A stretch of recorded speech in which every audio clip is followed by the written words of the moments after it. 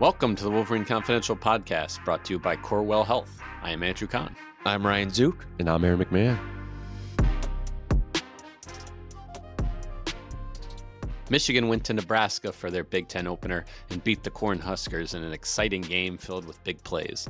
Thanks to long touchdown runs and relentless pressure on the quarterback, Michigan pulled out a huge road win. We break down the game and its implications coming up on Wolverine Confidential. All right, guys, good to be with you here Monday morning, September 22nd, a couple of days after Michigan's 30-27 win at Nebraska. It was really a thrilling game. I mean, it had a lot of big plays on both sides of the ball, for both teams. Featured touchdown runs for Michigan of 37, 54, and 75 yards. Michigan had 7 sacks in this game. There was a Hail Mary touchdown at the end of the half. This game was 10-3 with just over 2 minutes left in the half and goes into halftime 17-17. So it really was an awesome game. Maybe not quite as close as the score indicated. Michigan never trailed in this game. And, Nebraska got the touchdown late, which in the end, Michigan's up 2 scores. They're just protecting against. They don't want a quick score in that game. It didn't matter to them as long as they recovered the onside kick at the end, which they did. So yeah, we can get into the offense and then the defense, the special teams, break it all down. But just general impressions of this game. Aaron, we can start with you. You were there. Yeah, they played well in some respects, and there were issues in others. I think the bottom line for me coming out of the game is Michigan just seemed like the better team. I know we had questions about some aspects of the offense coming in. We didn't know how they'd fare in their second game on the road after the loss at Oklahoma week 2. I think some folks are wondering how good Nebraska was. They were 3-0 as well, and on the borderline of being ranked this week. So I think my takeaway is just Michigan was the flat out better team, really on both sides of the ball. It was very much opposite of what we saw week 2 against Oklahoma. Michigan dominated the line, the trenches on both sides. Very reminiscent of their team a couple years ago. And I wrote about it this morning, but this is kind of, I think, what Sharon Moore wanted when he was building this offense and bringing in Chip Lindsey, right? You wanted the smash mouth physical play up front. They got that Saturday, and you wanted some of the explosive plays. They got some of them Saturday, maybe not as many as they would have hoped, but it was certainly a more functional offense than what we saw a couple of weeks ago in Norman. Yeah, I mean, Jordan Marshall was right heading into the week. He called it. He said these type of Big Ten games are decided in the trenches, and the matchup was kind of billed as 5-star quarterback versus 5-star quarterback, Bryce Underwood and Dylan Raiola. But I mean, I don't think either particularly played very well.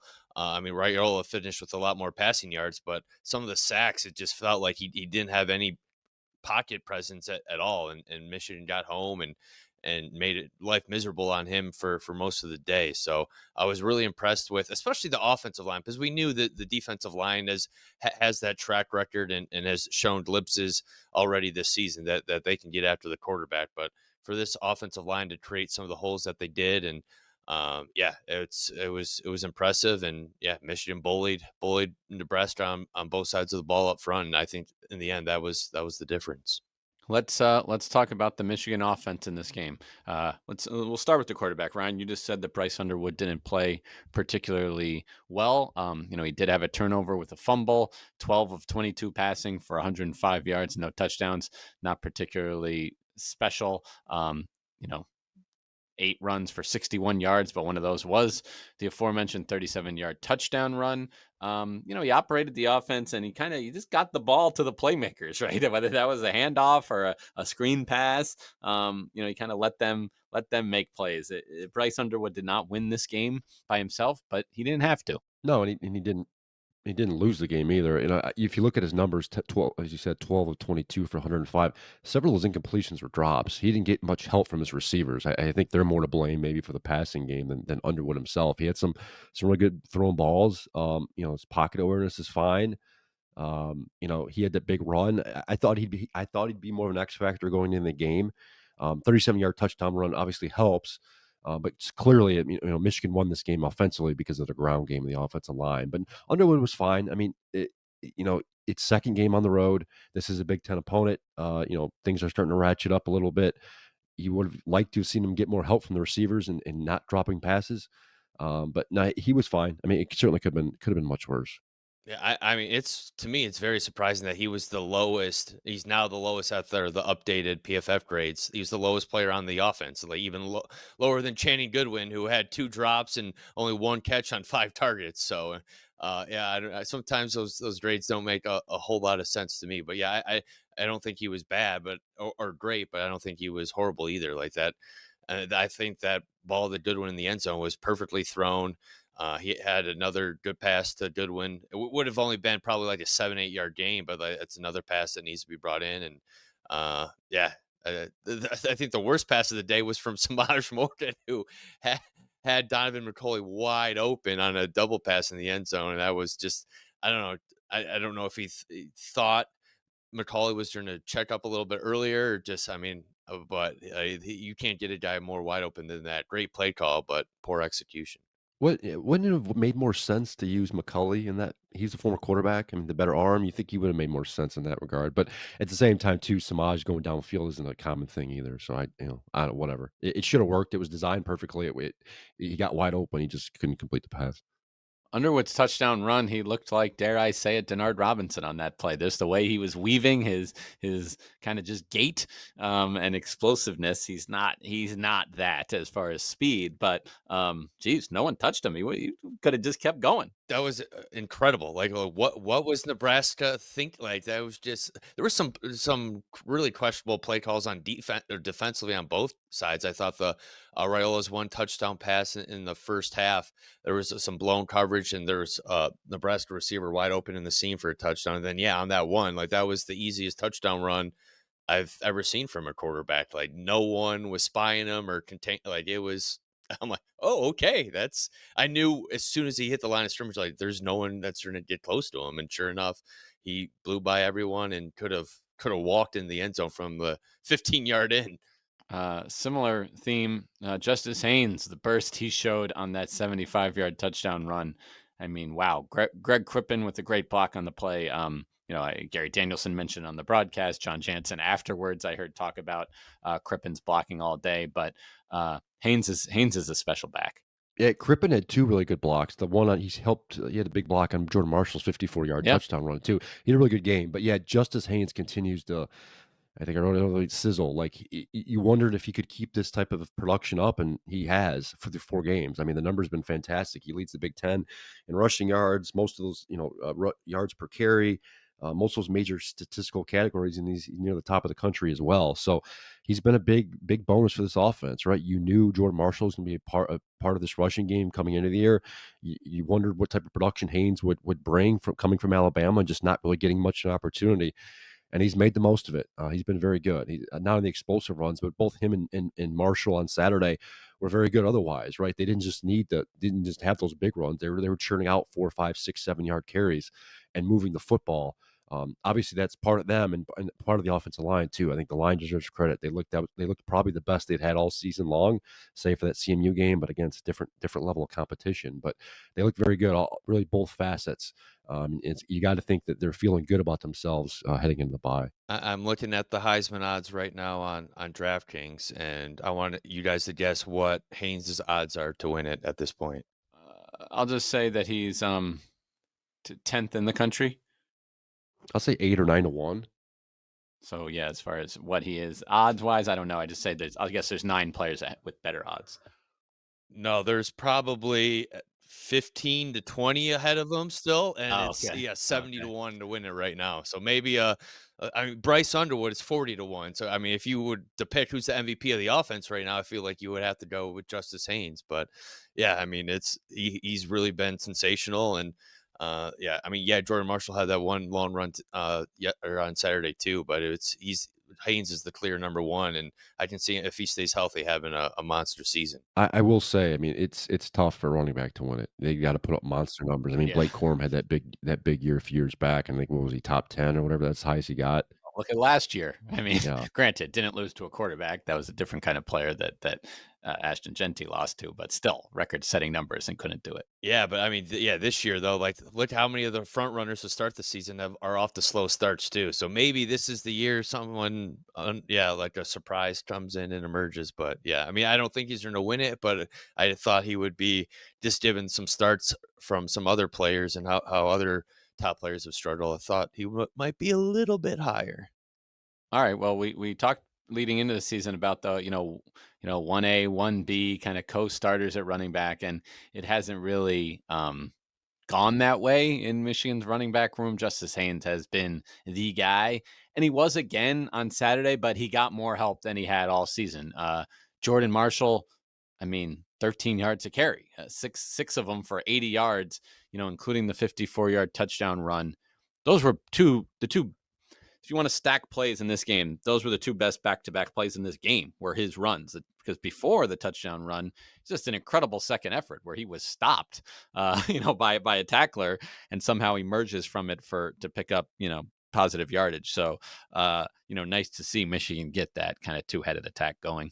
Yeah, he runs hard. There's no doubt about it. He was kind of, viewed coming into the year as that kind of short yardage back. The guy who can turn out a few more yards, more physical, bigger than Justice Haynes. And Haynes was kind of more of considered the home run guy. And yeah, this is kind of, I think, how Michigan envisioned this going. Maybe the carries being a little bit more split. Maybe Jordan Marshall producing a little bit better. Look at this. This could be a game for Jordan Marshall to take off, right? He had that big game against Alabama in the bowl game last year. You thought it was going to carry over into this year. Didn't really so far, but I don't know. You wonder if this can help take him off, and they can have that kind of 1A 1B or 1-1-2 combination with Haynes, because Haynes has been so good so far. I mean, there's no reason why he shouldn't have his carries, or he should have his carries cut. I mean, he had 17 on Saturday, Marshall had 6, Underwood had 8. Anyway, but yeah, it's clearly Haynes' opportunity here. He's clearly their top back, but if you can get more production from Jordan Marshall, I mean, Michigan's gonna have this run game cooking in the Big Ten schedule. Life is beautiful and fragile. We fall. We get tired. And sometimes we get sick. But with Corewell Health, we are also strong. We fight disease. We battle cancer. We come together. We come back. We push forward. When the body breaks, we break through. Corewell Health. We can. And then let's talk about the drive that sealed this game. Michigan gets the ball back, on its own 20-yard line with 12:40 to go in this game, up 7. So, any points will make it a 2-score game. And Michigan marches down the field 16 plays, but most importantly, it takes up 8 minutes and 46 seconds of clock. They had 3 third downs in this game. They were 1 of 9 on third down entering this drive, and they get all 3 in this drive. A 3rd and 5, Samaj Morgan breaks a tackle, picks up the first down. 3rd and 10, Haynes takes a pass and gets the first down.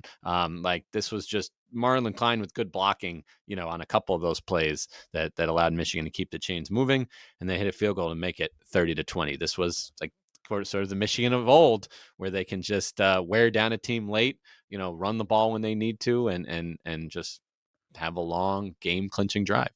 Very, very emblematic, right? Or the kind of the inverse of what we saw 2 weeks ago in Lincoln, right? Where Michigan was, they went down early, couldn't find their way back, and then toward the end, Oklahoma just kind of wore them out. It was the opposite on Saturday, right? They were able to score first on Nebraska, and we neglected to mention that first drive. Nebraska gets down to, I think, the Michigan 5, and Michigan's defense bows up and prevents points from getting on the board. Nebraska had the opportunity to take the lead early. They didn't do it. Michigan goes on to score first, and then they controlled the rest of the game. And then, as you pointed out, that final drive kind of worn them down. They were able to get they weren't able to get a punch in the end zone, but they got a field goal out of it to make it a two-score game, and ultimately was the deciding score. Yeah, and Andrew mentioned a field goal at the end of that drive too. And I mean, we talked about going into the game that field goal kicking could play a factor in this game, and Donovan Zavada needed a bounce back performance, and he absolutely delivered on that too. I mean, 3 for 3 on field goals, and yeah, the final one was just a 21-yard chip shot, but had a 56-yarder midway through the third quarter that gave Michigan a 20-17 lead. And I mean, if he misses that, Nebraska has all the momentum, great field position, and you're tied. Like, that's huge for him to be able to drain that, tied a career high. And they had a 46-yarder too to give Michigan the lead late in the first quarter. So 2 clutch kicks from a guy that had struggled the previous 2 weeks and delivered in a tough performance. And was not Wisconsin, Nebraska's kicker missed one early on that could have given the Cornhuskers the lead too. And Michigan kind of fed off that miss. And since that miss, Michigan kind of ramped up the intensity and took over. Any concerns from this game on the offensive side of the ball? I can go first because I have one. The wide receivers are still, we're not quite seeing the production there. Like Donovan McCulley, he's a big body. He should have had a touchdown in this game. We talked about the Samaj Morgan pass. He had a great catch down the sideline that I'm still a little confused about because the ref that ran over there closest to the play signaled catch. I don't know what ref would have had a better view of that to overturn it, but when they went to review it, they said the call on the field was incomplete. So then when the review came, it was so close. The toe, there really was no space between grass and sideline, but it wasn't clear he was stepping on the sideline to me. But anyway, that negated a potential big play, but still 3 catches, 39 yards. He is Michigan's leading receiver so far with 13 for 197, no touchdown. So if you're going to extrapolate that, we're a third of the way through the regular season now at this point. That would be about 40 catches for 600 yards, which is under our predictions for him in the preseason. Zook was the least optimistic, and even he said 55 catches and 650 yards. So, and I assume more than no touchdowns. So I don't know. They just don't seem to still have those guys. I wonder if it'll come, via the transfer portal and recruiting, now that they have a legitimate quarterback that players will want to come join. It's for offensively, the receivers are still a big sticking point for me, just like you, Andrew. McCulley, I see 7 targets. I remember one where it looked like there was a miscommunication. I think with Channing Goodwin, they ran a double route like together, and it was clearly a mess. Something happened there. You can tell there are communication issues still going on between the quarterback and the receivers. It's a work in progress, I guess. And the one thing that stood out to me through 4 games so far with the receivers is just the lack of depth. I mean, Saturday, same thing. It was McCulley, Morgan, Goodwin, and that's about it. They obviously leaned on the tight ends and the running backs in the passing game, but that's it. I mean, you're not seeing other names pop up. Fred Moore continues to be a ghost. Andrew Marsh didn't really play much on Saturday. Wasn't really involved, at least after we saw more last week at CMU. So we spoke going into the year how much deeper the receiver room was going to be and how they had more people to lean on. We just haven't seen that, and the top guys are just maybe falling short of expectations. Maybe it's part of having a young quarterback. Maybe it's part of Michigan on Saturday was dominating on the ground, and that's one of the reasons why they just weren't able to pile up the yards. But again, the drop balls, the miscommunication, the routes, it's clearly a work in progress at receiver. You would have liked to have seen more so far through 4 games. Maybe they can get better back on track, but that's one area where I think you need to certainly start to bring in more talent here. Yeah, 100% agree too. And just to go to McCulley real quick too, the reason why I wasn't as optimistic as maybe other people is because, I mean, he did have that pretty good year a couple years ago at Indiana, but then only played a couple games last year with Indiana. Didn't really do much, and that's a long time off and then to come into a new school and get chemistry with a true freshman quarterback, like that's a lot. And I think we've seen that it's still a work in progress with a lot of the receivers, and it doesn't seem like there's any game breaking talent in that receiver room right now, and it's hard to get optimistic when you don't really see. I mean, maybe Andrew Marsh, but we haven't seen enough of him yet to warrant that hype. So it's definitely a work in progress, and I feel like if they're gonna make the playoff and make a run in the Big Ten, they're going to need more from that position. But again, right now they have a bye week. Then you got Wisconsin, so like there's still time to build depth at that position. But yeah, you would through 3 games, you would like a little bit more out of that room, most definitely. Here's the issue too. Samaj Morgan, as talented he is, he's still a little limited based on his size and speed. They're still using him in the bubble screens and the screen game primarily. So that limits, what they're doing elsewhere. Like Don McCulley, teams going in are no McCulley's Michigan's first option, especially on the outside. Shannon Goodwood is still young. I mean, we know we talked about it before the season even started. He didn't have a catch last year, so he's still a work in progress. And we saw the drops on Saturday. So they just don't have a lot of experience and really true talent, like all around talent in that room. They need more of it. I know they feel good about some of the young freshmen and some of the young guys they've been bringing in the last couple of years. We just haven't seen a ton of them just yet. So we'll see where things go. Maybe toward the end of the year, maybe someone else will emerge. All right, let's move to the defense for Michigan. I'm going to rattle off some names here. Ernest Hausman, Jimmy Rolder, Jayshawn Barham, Derek Moore, Rayshawn Benny, Cameron Brandt, Eno Etta. I'm guessing both of you know what all of those players have in common from Saturday, but go ahead, Aaron. You're nodding your head. Sack time. They all got their hands on Dylan Raiola at some point. Yes, they did. I mean, geez, 7, and that number even seemed low. Like when you looked at the box score, it just seemed like Raiola was.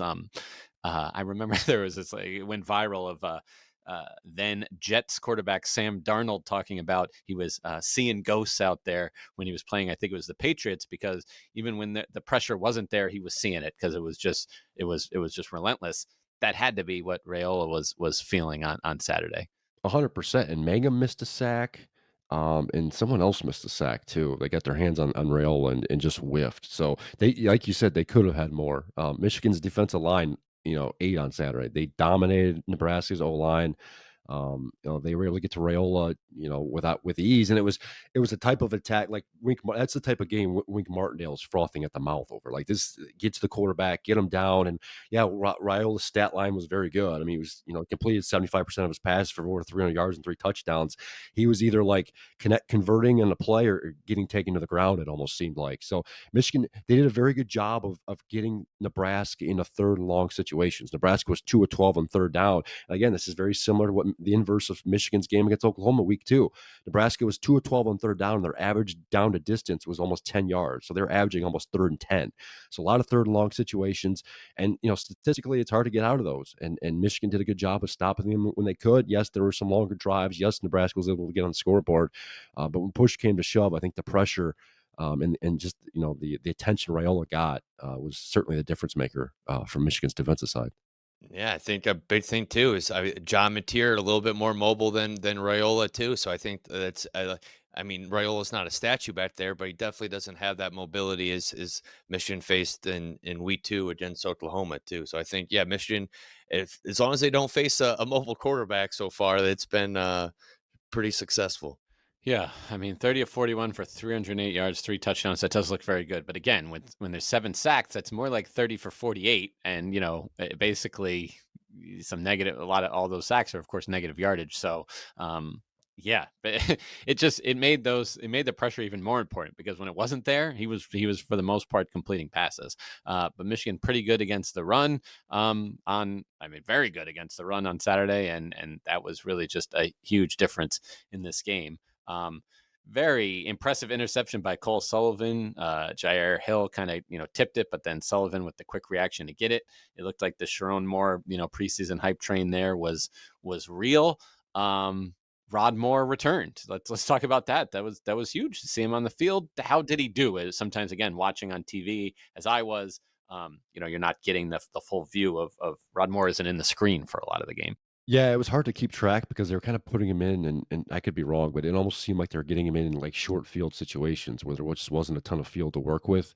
They got him in early, and he was in there. I know he was in there in the first quarter. He had his first tackle on the final play before the end of the first quarter. But yeah, I mean, I don't know how he graded out, but it was a good, I think, test. And we talked about this coming in, right? He had a lot of rust to burn off. Yes, it's one thing to get back into shape, playing shape, and get practicing and everything else, but it's another to get into a game and play another team and hit another opponent. It was good to see him back. I mean, we knew he was close to coming back. He dressed the last couple of weeks. The assumption when he was going to get back in the game at some point, we were told that it was possibly this week. And sure enough, they got him back in. So I can only think, I think his snap count was 21 by the end of it. My guess is that's going to slowly grow as time goes on. Luckily, he's got the bye week here to reassess, and then he'll probably hit the ground running against Wisconsin. But it wouldn't surprise me if he's starting again here in a couple of games. Yeah, Pro Football Focus had him for 20 snaps, 17 in coverage and 3 against the run. Yeah, credited with the 1 tackle, but also had a missed tackle too. So I mean, yeah, from like Andrew said, from TV, it didn't sound like it didn't look like he was involved very much. Wasn't that noticeable? But for him, it's just the fact that he was able to get his feet wet, get some snaps under him. It's going to be a building process to get back up to speed, and this was step one, which is a big development for Michigan moving forward. Let's talk about some negatives here. I mean, the Hail Mary play, the whole sequence that led up to that, was it just a disaster for Michigan? Because, I mean, here's what happened: Nebraska takes a timeout after the first down play, but not after the second down play until there were 23 seconds left. So now it's 3rd and 16. They only gained 5 yards. That tackle was made with 18 seconds left. If Michigan calls a timeout there, you figure Nebraska punts, right? I mean, they could just go for it themselves there. They could still just take their Hail Mary shot. And if they don't get it, then, now Michigan's kind of in the same boat. They'll have to basically do a Hail Mary, or I guess they could try to get into field goal range with one play. But most likely Nebraska punts. Instead, yeah, Michigan doesn't call a timeout. They seem to get tricked that Nebraska is going to let the clock run out. And then with 1 second left, Nebraska calls it, takes their shot in the field, down the field, and converts, because on top of the poor coaching, it was poor execution, where no one really boxed out the wide receiver, no one got in front of him, and he's able to actually catch the ball sort of in front of the goal and then get into the end zone. So it was pretty much a disaster that allowed this game to be tied. And if Michigan loses, is the reason why. But credit to Michigan for bouncing back after it. But how did this happen? I'll go a step further. I don't think it should have happened from the get-go. Nebraska calls timeout after Dylan Raiola gets sacked. It's 2nd and 19 at their own 40. There's a minute 3 left on the clock. Nebraska takes a timeout, and then they come out of the timeout and run it up the middle for 3 yards. So now it's 3rd and 16, and Michigan's still sitting on all 3 timeouts. Why not use a timeout there, force them to punt, and maybe try and turning it into points before halftime? They don't do it. Nebraska lets the clock run down to 23 seconds, as you point out. Then they decide to take out. Decide to take a timeout because Michigan's clearly not using theirs, and that's, I think, when Matt Rule realized, oh, if I can get some yards here, we can have a shot at a Hail Mary, and that's what happened. So Michigan went into the half with all 3 timeouts in their pocket, not used. I thought it was borderline malfeasance. I was right when it first happened. I'm like, why are you not using timeouts? At least get the ball back and see if you can force some points. Yes, they were like at the 40 or whatever, so you probably wouldn't have. But yeah, I think Nebraska shouldn't have been in a situation to begin with to attempt that Hail Mary. They should have been punting at the very least, and Michigan should have gotten the ball back. So it was an error. Biff Poggi was asked about it after the game. You could tell he wasn't. I don't think he realized what had happened. I don't know if he was, he said they discussed using a timeout right before the Hail Mary attempt to try and set up for it, but they felt like the players were in the right situation and there was not much else they could do. So I don't know. I thought it was a execution error on the coaching staff part. It's not the first time we've seen it. Now it is a different person here this time. This isn't Schroen making the mistake. It's Biff Poggi. So I don't know. The 7 points that probably should have never happened. It would have been interesting to see Sharon's live look into that last sequence of seeing that unfold in real time. Yes, is he yelling, "Call timeout" at his TV? Yeah. I don't. Yeah, it was bizarre. I read your story, Aaron. I then watched Pochi's comments, and it didn't really. He didn't address the question really. He just, yeah, he talked about what they were discussing, but I don't know how it led to that. There was what I thought was a bogus penalty on Brandon Hillman, which negated what would have a 4th and 17 Nebraska was facing. Instead, automatic first down, because he's giving kind of the signal that the refs would do when they say it's a completed catch, with the two fists kind of elbows to the ground. I don't know what that meant, but I don't know. Michigan players were doing that a lot. Yeah, Like that was like their celebration for anything defensively, which is a weird thing. But yeah, go on. Sorry. Yeah, I saw Cole Sullivan do like the corn eating thing that we had seen in the past, but I didn't quite get it. I guess the kids today, I don't know. We'll have to ask. But regardless, I'm not sure how that really drew a penalty, and it was just a huge call. But yeah, again, Michigan overcame all these mistakes and won the game. Special teams, Dominic Zavada is back, as I think it was Ryan who pointed out earlier. Yeah, huge, 56-yard field goal and another long one. Hopefully that for him, he's back on track. The punting was, I mean, they downed Nebraska at one point, inside the 5 because the guy decided to catch it as like his own 2. But other than that, there's some concerns for me about Michigan's punting game, kind of both sides. Oh yeah, their special teams need some work. Hollenbeck's average Saturday only averaged 41 yards a punt. As you said, there was one inside the 20, but not great. We thought they'd upgrade this offseason. They thought they were bringing in the punter from Missouri. It didn't happen. I still don't know the story behind that, but either way, Hollenbeck has not been what Michigan's been accustomed to in the last couple of years. So the only hope is that you can get stronger as the season goes on. He'll have a boot. It's almost like a timing issue with him. He'll have a long kick when he doesn't need one, and then he can't pin him when they need to pin him. So that's a work in progress. To be nice about it. Well, it is a bye week for Michigan now, so they'll have time to work on some of these things. Sharon Moore is back. I imagine he was just waiting for them, at the airport when they returned or at the facility, perhaps. We'll talk to him in just a little bit here. By the time you're listening to this, there'll probably already be stories up on MLive.com/Wolverines about Sharon Moore's, post-game comments 2 days later. But yeah, Michigan 8-0 now since the start of 2023 under interim head coaches. I mean, it's just been a carousel of guys filling in, and Biff Poggi did it these last 2 weeks and got a couple wins, including, again, a big one. Like Sharon Moore filled in, for some of the biggest games of the season at the end of the regular season 2 years ago, and they won. And now they did it again. So yeah, but good to have Sharon Moore back. It's again, bye week, then Wisconsin at home. We should learn the kickoff time for that today. Yes, I know it's either noon or 3:30, and they'll get the announcement on which one. Yeah, we may. It's early as today. They may decide to push it another week, but my guess is we'll probably learn today. A lot going on, right? Michigan's 3-1. They're they could be in potential Big Ten title contention right now. Things, given their schedule and everything else, and you've got a teetering Wisconsin program that is, Luke Fickell is not in a good spot right now out there in Madison. So a lot of storylines, a lot going on. My guess is it's going to be a noon Fox game, but I say that not knowing which network's getting the first pick here. So we should find out today, if not next weekend for sure. Yeah, Wisconsin coming off a 27-10 home loss to Maryland. They fall to 2-2. Badgers also off this week, so no advantage there for either team. Did you look at their remaining schedule, by the way, for Wisconsin? I mean, they are at Michigan, then Iowa at home, Ohio State, at Oregon, Washington, at Indiana, Illinois, at Minnesota. Yeah. They might not win another game. We're starting to see coaches fired across the country already, and if things continue that way, it would not surprise me if they make a move midseason. We're starting to see programs want to get a jump start and finding their next head coach, or figuring things out. The fans are booing Fickell.